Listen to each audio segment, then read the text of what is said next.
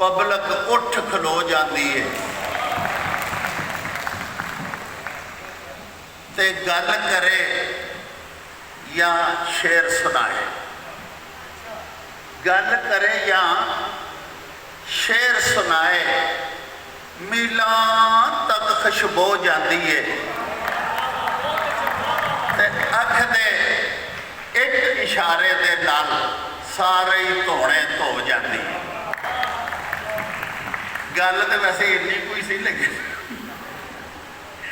चलो जी तुहाडा हुक्म मैं लिख लिया वा। प्यारिओ, साइंस के इनफॉर्मेशन टैक्नोलॉजी के अजोके दौर दे विच तरक्की दियां कई बड़ियां बड़ियां वड्डियां टीसियां ते मुनारे पार ते कर लए ने, पर अज तीकर कोई अजिहा रक्ष या पैरामीटर ईजाद नहीं हो सकिया जिहड़ा मां की ममता,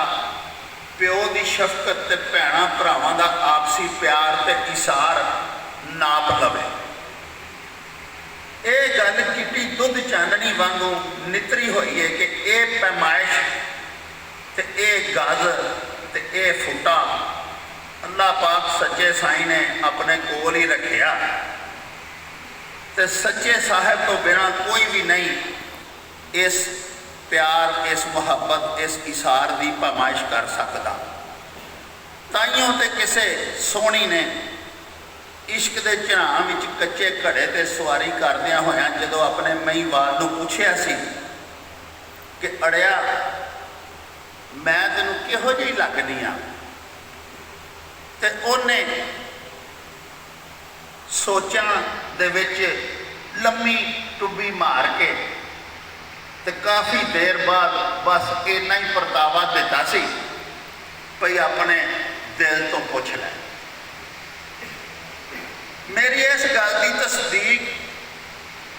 सुल्तानुल आरफीन हज़रत सफ़ी सुल्तान बहू होरां भी 500 बरे पहला इंज कीती सी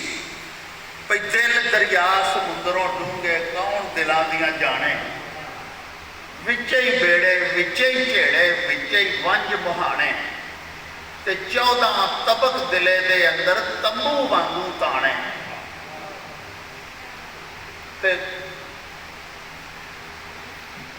मैं कुर्बान उन्हां दे बाहू जिहड़ा हक दी रमज पछाणे। अज की साडी तकरीब की प्रधान मोहतरमा नायला भट्ट साहबा होरी पंजाबी लिटरेचर दियां रज़िया सुल्ताना ते चांद बीबी होण दे नाल नाल मेरी निक्की लाडली ते लडिकी भैन भी ने, ते तुसी सारे पंजाब दे वासी जानदे हो कि एक भैन की शख्सियत बारे, उहदे निगे सुभाअ, उहदी सिखियाकारी ते उहदे गुणवंती होण बारे किसी वीर नूं इजहारे ख्याल करन लई आखिया जाए तो सीधी सीधी गल है कि उस मस्कीन नूं भंबल भूसियां दे विच पाया जा रहा है। प्रोफैसर नायला भट्ट साहबा अपनी शायरी का मजमूआ मैनू दान किया, पर मैं अपनी कोताही तबाह पारों उसका मुतालिया नहीं कर सकिया।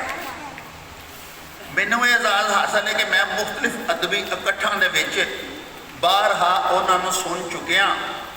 तो अज की अपनी गलबात की बंदूक भी मैं अपनी याददाश्त के मोढियां के उत्ते रख के चलावांगा।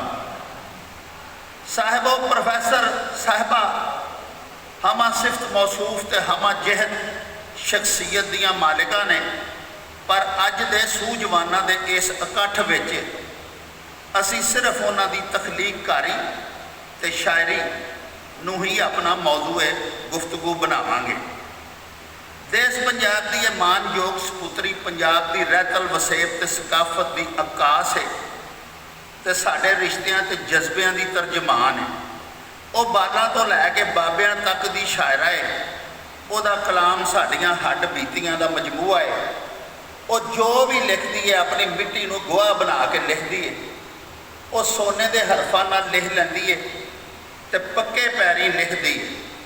तो वड्डी गल है कि फिर लिखण तो बाद यू टर्न नहीं लेंदी। उहदे तखयल की बुलंदी का उडारू बाज साडी ओप्रैस्ड सोसाइटी विच जमन पलन वालियां साडियां नमाणियां सदरां ਦੀਆਂ ਤਿਤਰੀਆਂ ਨੂੰ ਐਸੀ ਅਟਕਲ ਨਾਲ ਸ਼ਿਕਾਰ ਕਰਦਾ ਹੈ, ਬਲਕਿ ਹਾਈਜੈਕ ਕਰ ਲੈਂਦਾ ਹੈ ਕਿ ਪੜ੍ਹਨ ਵਾਲਾ ਆਪ ਮੁਹਾਰੇ ਆਪਣੀ ਅਨਾ ਤੇ ਜ਼ਿੱਦ ਦੀ ਪੀਟੀਆਈ ਨੂੰ ਛੱਡ ਕੇ ਉਹਦੇ ਕਲਾਮ ਦੀ ਹੱਕਾਨੀਅਤ ਨਾਲ ਆਨ ਰੱਖਦਾ ਹੈ। ਆਪਣੀ ਕਿਤਾਬ ਵਿੱਚ ਉਹਨੇ ਧਰਤੀ ਮਾਂ ਤੋਂ ਪੁੰਗਰਨ ਵਾਲੇ ਜਿਹੜੇ ਮੁਤਰੰਨਮ ਸ਼ਬਦਾਂ ਨਾਲ ਕਿਕਰਾਂ ਦੇ ਪੋਰਟਰੇਟ ਉਲੀਕੇ ਨੇ, ਉਹਨਾਂ ਕਿਕਰਾਂ ਉੱਤੇ ਅਮਨ ਤੇ ਏਕਤਾ ਦਾ ਸਦਾ ਬਹਾਰ ਬੂਰ ਲੱਗਾ ਹੋਇਆ ਹੈ। ਉਹਨਾਂ ਹੀ ਕਿਕਰਾਂ ਦੀ ਛਾਵੇਂ ਬਹਿ ਜਾਈਏ ਤੇ ਕੁੜੀਆਂ ਚਿੜੀਆਂ ਦੀ ਚਹਿਕਾਰ,